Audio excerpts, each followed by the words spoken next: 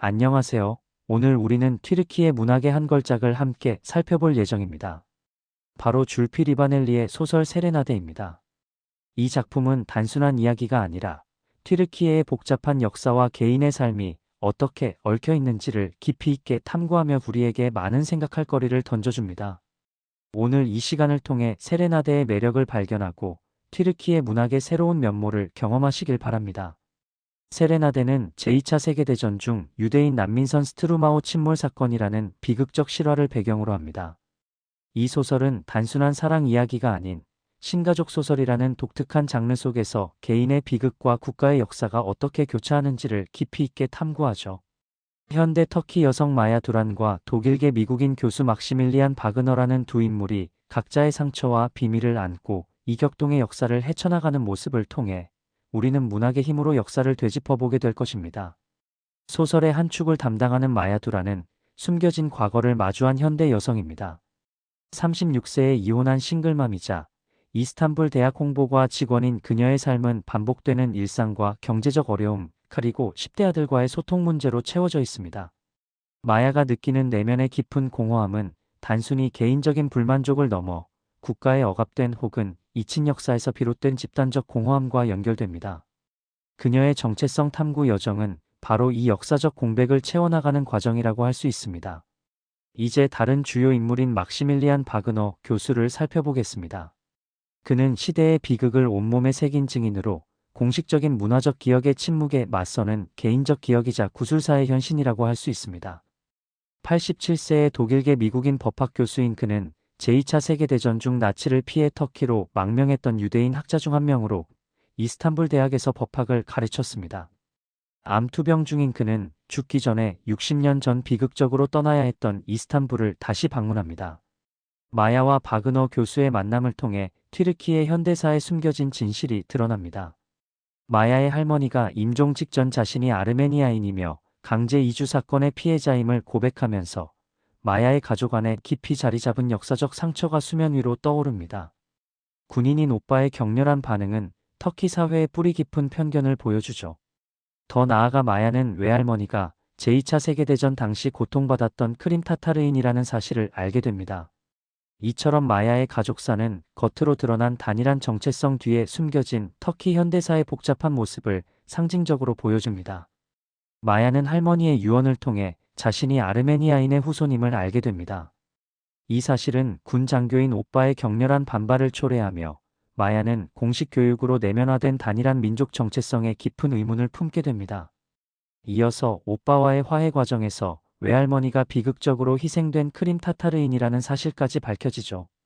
이 모든 진실은 마야로 하여금 자신의 뿌리가 터키 공화국의 역사 속에서 고통받은 다양한 민족들의 이야기와 얽혀 있음을 깨닫게 합니다. 마야는 이러한 다층적인 문화적 정체성을 수용하고 잊힌 이들의 목소리가 되기로 결심하는 중요한 전환점을 맞이하게 됩니다. 이 소설 세레나데 속에는 여러 실제 역사적 사건들이 깊이 녹아 있습니다. 첫째는 스트루마호 비극입니다. 1942년 약 800명의 유대인 난민을 태운 스트루마호가 터키 연안에서 침몰한 사건은 바그너 교수의 평생 트라우마이자 소설의 핵심 축을 이룹니다. 이 사건을 통해 작가는 전쟁의 광기와 국가의 정치적 이해관계가 무고한 생명을 짓밟는 현실을 고발하죠. 둘째는 아르메니아인 테치르, 즉 강제 이주 사건입니다. 마야 할머니의 비밀을 통해 드러나는 이 역사는 터키 공화국 공식 역사에서 오랫동안 외면되어 온 아르메니아인의 고통을 인간화하며 국가주의 교육이 개인의 정체성에 미치는 영향을 보여줍니다. 세 번째 역사적 사건은 크림 타타르인의 비극적인 역사입니다. 제2차 세계대전 중 소련군 포로로 잡혔다가 독일군에 편입되고 종전 후 영국군에 의해 다시 소련으로 송환되어 처형당한 크림 타타르인들의 이야기는 강대국들의 희생양이 된 또 다른 소수 민족의 아픔을 조명합니다. 이는 마야가 자신의 다층적인 문화적 뿌리를 인식하는 중요한 계기가 됩니다. 또한 바그너 교수의 개인사는 나치 독일을 피해 터키로 망명한 수많은 유대인 및 독일인 지식인들의 역사를 보여줍니다. 소설은 이 역사적 사실을 통해 전쟁 중 터키의 복잡한 외교 정책과 인도주의적 역할을 동시에 다루고 있습니다. 이 소설은 새로운 가족 로맨스와 기억이라는 주제를 깊이 파고듭니다. 주인공은 가족의 과거와 국가의 역사를 추적하며 자신의 정체성을 재정립하고 공식적으로 교육받은 단일 민족 서사와는 다른 충격적인 진실을 마주합니다. 소설의 핵심은 국가의 문화적 기억과 개인의 개인적 기억 사이의 대립이며 이를 통해 억압된 진실이 드러나죠. 작가는 가족 내 금기시된 과거를 밝히고 현재에 미치는 영향을 성찰하며 화해를 모색합니다. 2000년대 이후 유럽과 터키에서 이러한 장르가 부상한 것은 과거 재평가와 정체성 위기 심화라는 사회적 배경 속에서 문학이 제도적 기억이 외면한 개인적 경험을 재조명하는 매체로 기능하기 시작했기 때문입니다. 세레나데는 독특한 이중적 서사 구조와 시점 활용이 돋보이는 작품입니다. 소설의 기본은 주인공 마야 두란의 1인칭 시점으로 독자들은 마야의 시선을 통해 이스탄불에서 벌어지는 현재 사건들과 그녀의 내면을 따라갑니다. 그러나 막시밀리안 바그너 교수의 과거 이야기는 마야가 그의 녹음된 인터뷰를 텍스트화하는 방식으로 전달됩니다. 마야는 단순히 전지적 작가가 아닌 바그너의 증언을 보존하고 편집하는 큐레이터 역할을 하는 것이죠. 이 정교한 서사적 장치는 개인의 기억이 어떻게 타인에게 전달되고 역사의 일부로 기록되는지에 대한 소설의 핵심 주제를 탁월하게 반영합니다. 작가 리바넬리는 서사의 진실성을 높이기 위해 상호 텍스트성 기법을 적극적으로 활용합니다. 실제 역사적 문서들이 소설 속에 직접 인용되어 허구와 실제가 시실과 날실처럼 얽히죠. 아인슈타인이 터키 대통령에게 보낸 편지나 망명학자의 회고록 등이 대표적인 예입니다. 이러한 기법은 개인의 기억이 가진 공백을 역사적 사실로 메워 서사의 신뢰도를 높이고 잊힌 역사를 독자에게 환기시키는 역할을 합니다. 리바넬리는 음악으로는 감정을 설명할 수 있지만 상황을 분석하는 생각은 설명할 수 없다. 그것을 위해 소설이 필요하다고 말했습니다. 세레나데는 음악만으로는 담을 수 없는 복잡한 역사적, 정치적 사유를 분석하기 위해 소설이라는 형식을 필연적으로 요구하는 것입니다. 세레나데는 주인공 마야 두란의 성장을 다루는 교양소설의 특징을 뚜렷하게 보여줍니다. 초반에 무기력했던 마야는 바그너 교수와의 만남과 가족의 비밀을 파헤치면서 수동적인 관찰자에서 능동적인 역사의 탐구자이자 증언자로 변모합니다. 마야의 개인적 성장은 터키 사회가 껄끄러운 과거를 대면하고 단일 민족 국가라는 허구에서 벗어나 다층적인 정체성을 받아들이는 과정의 축소판이라고 할 수 있습니다. 그녀의 변화는 인권을 옹호하며 터키 사회의 반대편에 서 있던 작가 리바넬리 자신의 태도를 문학적으로 구현한 것이죠. 마야는 억압된 목소리들을 대변하기로 결심하며 이 소설을 단순한 러브스토리나 역사소설을 넘어 기억과 망각의 정치학, 과거와의 화해 가능성을 탐구하는 깊이 있는 작품으로 만듭니다. 마야의 변화와 성장은 바그너 교수를 만난 후 본격적으로 시작됩니다. 그녀는 수동적인 관찰자에서 자신의 목소리를 가진 이야기의 전달자로 성장하는데 이는 과거와의 고통스러운 대면을 통한 단계적 과정입니다. 처음엔 단순한 의무감으로 바그너 교수를 대했지만 그의 비극적인 과거와 애절한 사랑 이야기에 깊이 공감하며 유대감을 형성하죠.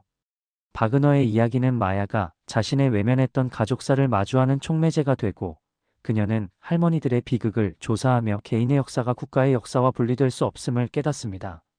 이 모든 진실을 알게 된 마야는 이 이야기들을 기록하고 세상에 전하는 것이 자신의 사명임을 깨닫고 잊힌 역사를 쓰는 작가로서 새로운 정체성을 확립하며 삶의 새로운 목표를 찾게 됩니다. 바그너 교수의 삶은 평생을 지배한 두 가지 거대한 비극으로 요약됩니다. 첫째는 아내 나디아와의 비극적 사랑입니다. 나치 독일에서 유대인 아내를 구하기 위해 필사적으로 노력했던 그의 애절한 사랑은 결국 스트루마호 비극으로 끝을 맺습니다. 1942년 약 800명의 유대인 난민을 태우고 팔레스타인으로 향하던 스트루마호가 터키 앞바다에서 침몰한 실제 사건에 그의 아내 나디아가 탑승하고 있었습니다. 이 비극으로 아내를 잃은 바그너는 사건의 유일한 증인으로 평생 상처를 안고 살아갑니다. 그의 증언은 망각될 뻔한 이 역사적 사실을 소설의 중심축으로 삼아 잊혀진 비극을 다시금 세상에 알리는 결정적인 역할을 합니다.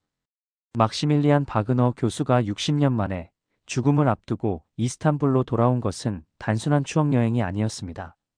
이는 억압된 역사를 공적인 영역으로 끌어내는 그의 마지막 증언 행위였습니다.